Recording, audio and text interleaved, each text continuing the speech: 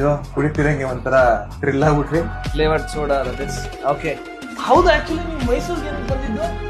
ಕೇಳ್ತಾರ ಗುರು, ನೀನ್ ಯಾಕೆ ಅವ್ರಿಗೆ ಸಪೋರ್ಟ್ ಮಾಡ್ತಾ ಇದೀಯಾ? ಬ್ಯಾಟ್ಸ್ಮನ್ ಯಾರು ಬೌಲರ್ ಯಾರು? ಅವ್ನ್ ಬ್ಯಾಟ್ಸ್ಮನ್, ನೀವು ಫೀಲ್ಡರ್. ಈಗ ಹೇಗೆ ಅನ್ನಿಸ್ತದೆ ಸಿನಿಮಾ ರಿಲೀಸ್ ಆಗಿದೆ, ಈಗ ಆರಾಮಾಗಿ ನನ್ನ ಜೊತೆ ಜ್ಯೂಸ್ ಕೊಡ್ಕೊಂಡು ಕುಡಿತಾ ಇದೆಯಾ?